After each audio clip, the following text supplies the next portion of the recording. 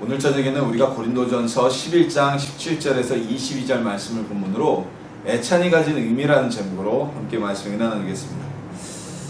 오늘날에는 대형 교회, 아주 그냥 초대형 교회, 수천 명 이상 이런 초대형 교회를 제외하면 많은 교회들이 예배 후에 식사 시간을 갖습니다.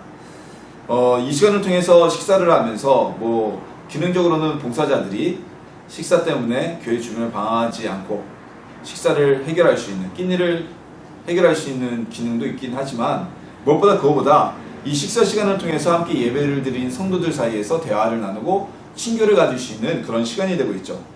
그래서 우리가 예배 후의 식사를 단순히 그냥 식사라고 하지 않고요, 애찬이라고 부릅니다. 애찬. 서로 교제를 나누면서 하는 식사라는 뜻으로 애찬이라고 합니다. 이 애찬의 시간은요, 많은 목회자들에게 고민의 시간입니다. 많은 고민을 가져다 오는 시간이고요. 왜냐하면 그 애찬의 시간이 모든 사람에게, 모든 성도들에게 즐겁고 기쁨이 되고 그리고 하나가 될 수 있는 좋은, 그리고 모든 성도들이 참여할 수 있는 시간이 되어야 하기 때문에 애찬의 시간에 대한 고민이 있기 마련입니다. 오늘은요, 이 애찬의 시작, 교회 내에서 애찬이 어떻게 시작되었는지, 그리고 그 의미에 어떤 의미를 가지고 있는지, 그리고 우리 애찬의 시간을 어떻게 우리가 지혜롭게 나누어야 하는지, 우리 성경을 근거로 해서 함께 말씀을 나누는 시간 되기를 소망합니다.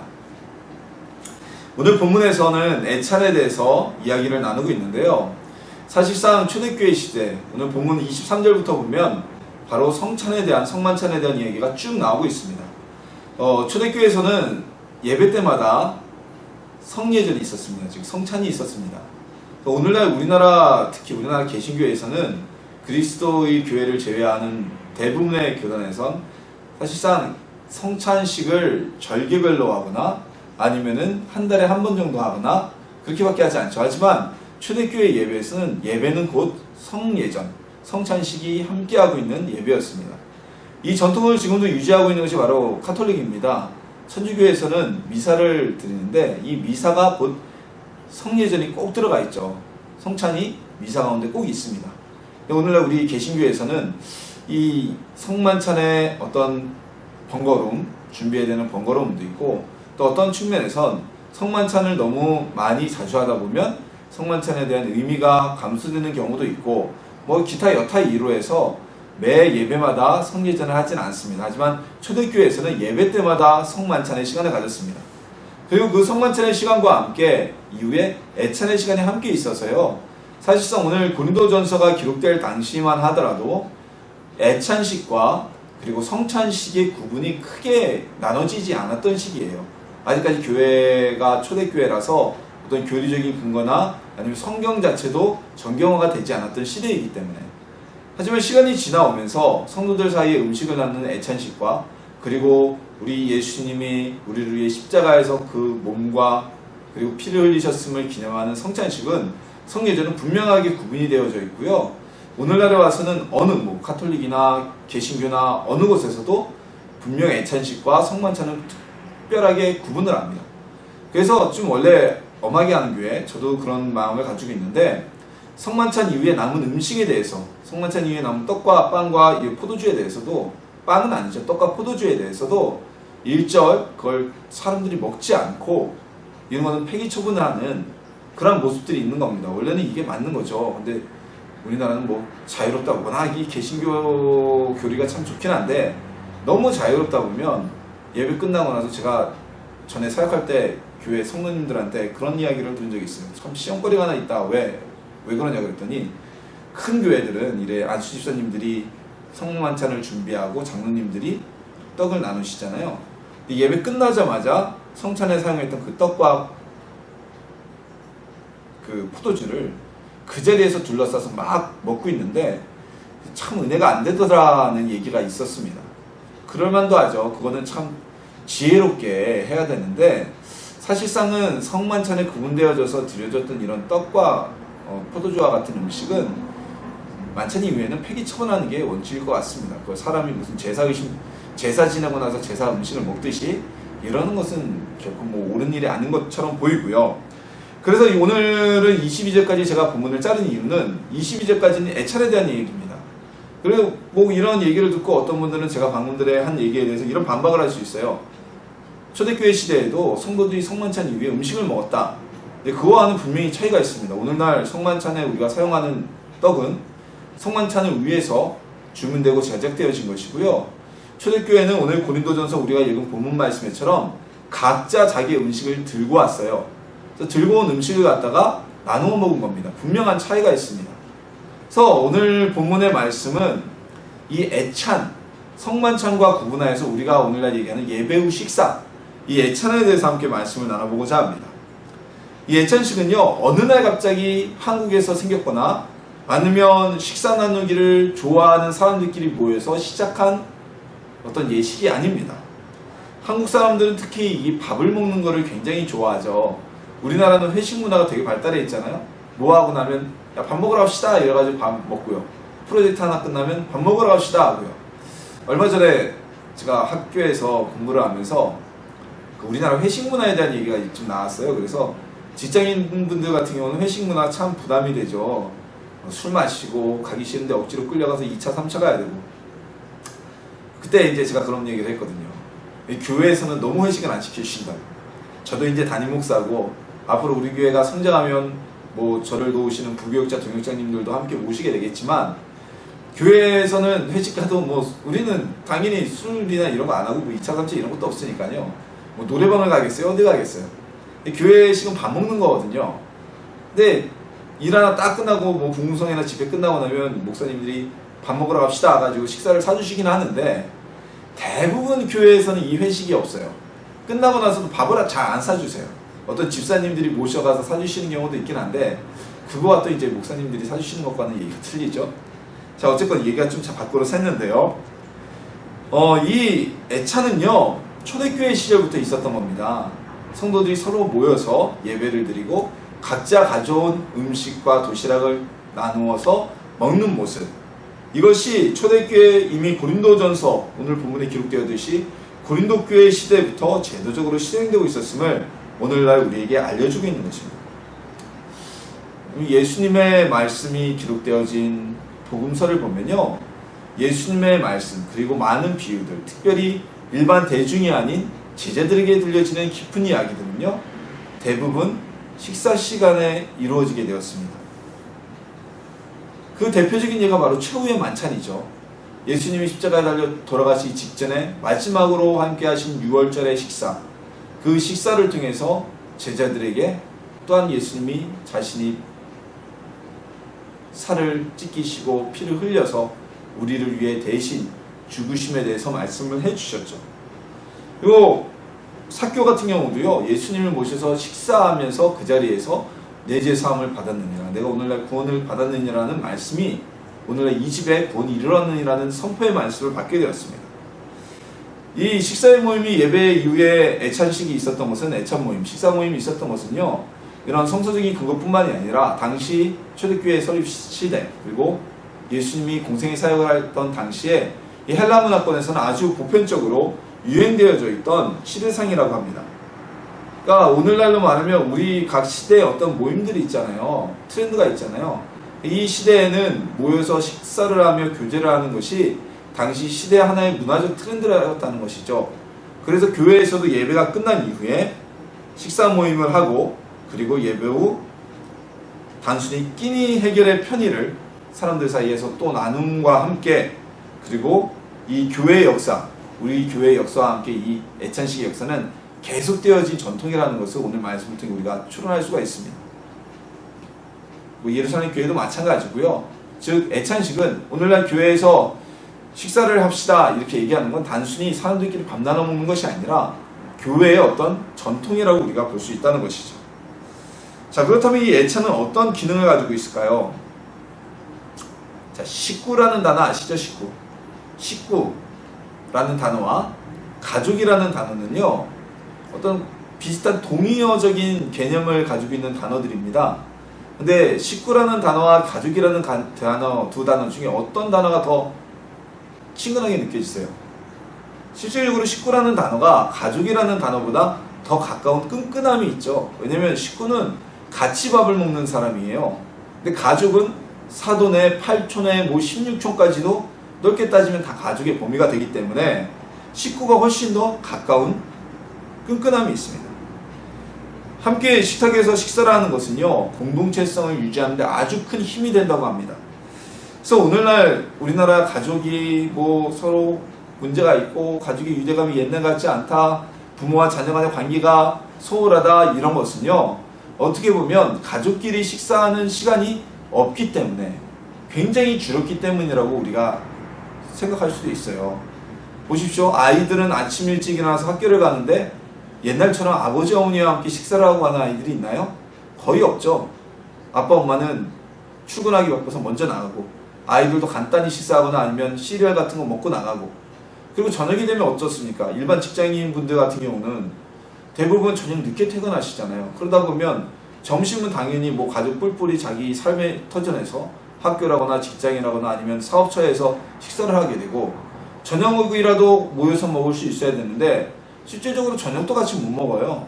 직장 생활 하시는 분들은 퇴근이 늦어지기 때문에 직장에서 저녁을 해결하고 들어오시는 경우가 대부분이고, 아이들 같은 경우는 학교에서 오자마자 가족끼리 함께 밥을 먹는 것이 아니라 요즘 또 애들 학원 여기저기 많이 가잖아요. 야자하면 학교에서 저녁 먹고 또 여기저기 돌아다니면서 학원에 가기 위해서 먼저 밥을 먹고, 그러다 보니까 실질적으로 가족이 한 식탁에 모여서 온전히 식사할 수 있는 시간은 주말 정도밖에 없죠. 주말도 만약에 각자 취미생활을 위해서 나오자 한다면 그마저 식사 시간이 없는 겁니다. 일주일에 21번의 식사 시간 중에 우리 성도님들은 몇 번이나 온 가족이 모여서 식사를 함께 하는지 한번 떠올려 보십시오. 이 가족의 유대감은요, 식구라는 거에서 끈끈하게 맺어지게 됩니다. 우리나라의 대표적인 신학이라고 하면 우리나라만의 전통적인 한국에서만 어떤 만들어진 신학적 학설이 있거든요. 민중신학이라는 겁니다. 제가 그 민중신학은 좀 자유적인, 좀 굉장히 개방적인, 진보적인 내용이 있기 때문에 제가 민중신학에 대해서는 지지하지는 않는데요. 그 민중신학의 이론가 중에 한 분이었던 안병무 교수가 이런 얘기를 했어요. 한국인은 밥상공동체다. 한국인은 과거에서부터 잔치를 벌여도 함께 모여서 밥을 먹고, 농번기에 일을 해도 함께 모여서 밥을 먹는 밥상 공동체로서의 하나됨이 있다라고 주장을 했습니다. 저는 이 민중신학의 대부분의 이야기에 대해서 공감하지 않지만 이 밥상 공동체라는 이야기에 대해서 아주 적극적으로 공감을 합니다. 식사를 통해서 사람들은 하나가 될 수 있습니다. 특히 한국인들 같은 경우는 식사를 함께하며 하나의 가족이라는, 가족보다 더 끈끈한 식구라는 공동체의 개념을 소유하게 됩니다. 교회에서 식사를 제공하면요, 식사를 하고 가시는 성도님들과 같은 날 같은 시간에 교회에 등록을 했다 해도 식사를 하지 못하고 가시는 성도님들과는 한 1년여가 지나면요, 교회에 속한 공동체성에 엄청난 차이를 가져오게 됩니다. 왜냐하면 같이 식사를 하지 않기 때문에 일치감을 느끼지 못하고 공동체에 서로 교제가 없기 때문에 하나됨을 나누지 못하는 거예요. 자, 우리 예수님께서는 늘 하나되라고 우리에게 말씀하셨습니다. 그리고 교회는 공동체, 이 공동체 안에선 코이노니아, 즉 교제라는 개념이 속해져 있죠. 그런 개념으로 본다면 식사는, 애차는 단순히 끼니를 해결하는 것을 뛰어넘어서 예배의 연장이라고도 우리가 볼 수가 있습니다. 초대교회 시대에는요, 정말 애찬 자체가 예배에 포함되어 있고요. 오늘날에 있어서도 예배 이후에 우리가 축도가 끝나고 주기도문이 끝나고 식사를 한다고 해서 그건 별개의 시간이 아니라 그 시간조차도 2부 예배라고 우리가 볼 수 있다는 것이죠. 자, 애찬이 있어서 예배 끝나고 식사 시간에 있음에도 때로는 부득이한 사정 때문에, 아니면 그 자리에 함께하는 것이 쑥스럽거나 좀 민망해서 먼저 떠나가는 것은 넓은 의미로는 온전한 예배에 참여하지 못하는 것이 아닐까라는 생각을 할 수가 있습니다. 애찬 자체도 예배에 포함된 것이기 때문에. 자, 그렇다면 우리는 이러한 애찬식, 교회 내에서 식사를 어떻게 해야 될까요? 오늘 본문에서는요, 고린도 교회에서 있었던 이 애찬의 문제가, 식사 시간의 문제가 아주 적나라하게 드러나 있습니다. 이 고린도 교회는요, 각자 도시락을 싸와서 그 도시락을 서로 나누어 먹는 형태의 식사 시간을 가지고 있었습니다. 굉장히 좋은 시간이에요. 왜냐하면 교회에서 오늘날 이 예찬식을 하면서 고민들이 무엇이냐면, 많은 목사님들의 고민들이 무엇이냐면요, 이 식사를 교회에서 하게 되면 누군가는 봉사를 해야 된다는 거죠. 근데 그 봉사자들이 자발적으로 이렇게 인원이 많아서 순번제로 돌아가면 괜찮은데, 대부분의 교회는 봉사를 하는 부분만 해요. 그러니까 누군가는 예배를 다 드리지 못하고, 보통 12시에 예배가 끝난다고 하면 12시에 내려가서 식사를 준비하면 늦기 때문에, 식사 봉사자들은, 식당 봉사 하시는 분들은 보통 11시 40분에는 먼저 나가서 식당에서 식사를 준비하셔야만 합니다. 그러니까 누군가는 매번 그 식사 준비 때문에 예배를 마무리 짓지 못하고, 그리고 식당 봉사가 좀 힘듭니까? 음식을 만드는 것도 힘들고요. 음식을 만들고 난 뒤에 뒤처리, 설거지나 이런 게 참 어렵거든요. 그래서 누군가에게만 이 봉사가 집중되는 어려움이 있고요. 또 어떤 분들은 그걸 알기 때문에, 식당에서 봉사하는 게 힘든 걸 알기 때문에 그게 부담이 돼서 식사를 안 하고 가시는 분들도 많아요. 아, 내가 이거 밥을 먹으면 설거지라도 도와줘야 되는데 그러기에는 내가 좀 부담이 가고, 그러니까 그냥 안 드시고 가는 분들도 있고. 그래서 교회마다 정말 도시락을 각자 싸와서, 은혜가 넘치고 서로 간에 허물이 없다면 각자 집에 있는 거 갖다 싸우는 거예요. 그리고 이렇게 쫙 늘어놓고 도시락을 서로 나눠 먹는, 이 집 저 집의 음식을 나눠 먹는 이런 모습을 가지면 참 좋겠죠. 근데 고린도 교회도 이런 형태를 취했는데, 문제는 마치 고등학교 일진들이 하듯이, 아마 요즘에 젊으신 분들은, 급식 세대들은 잘 모르실 거예요. 제 또래를 학교 다니신 분들은 도시락 세대면, 도시락을 이렇게 벗기면 아이들의 반찬이 다 틀리거든요. 잘 사는 집 애들은 좀 더 좋은 반찬 싸우고, 가난한 애들은 정말 반찬이 좀 부실하고, 그럼 사이가 좋으면 서로 섞여서 먹으면 되는데, 일진이나 꼭 보면 재수없는 애들이 한둘 껴있어요.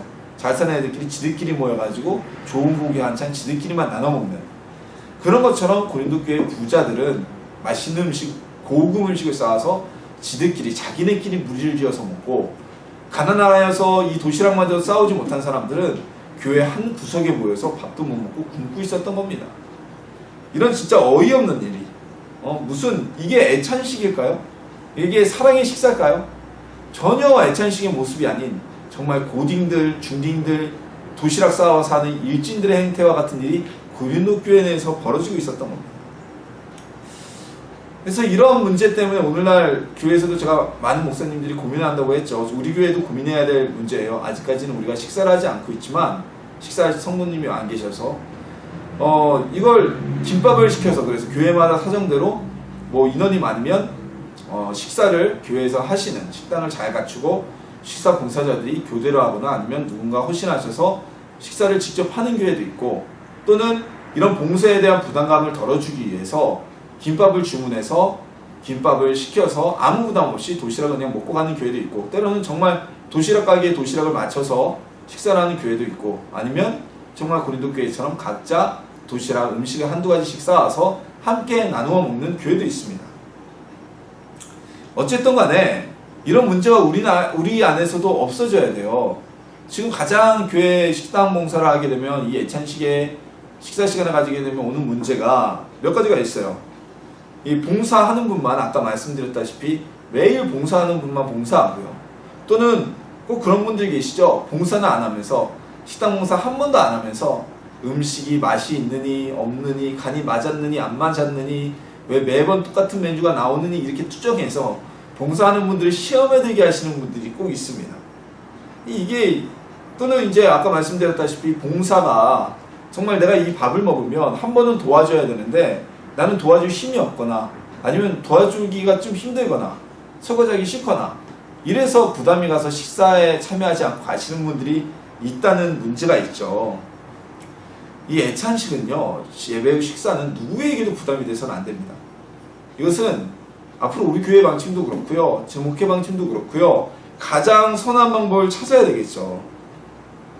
누구에게, 봉사자에게도 부담이 되어서는 안 되고요, 그 음식을 먹는 사람에게도 부담이 되어서는 안 됩니다.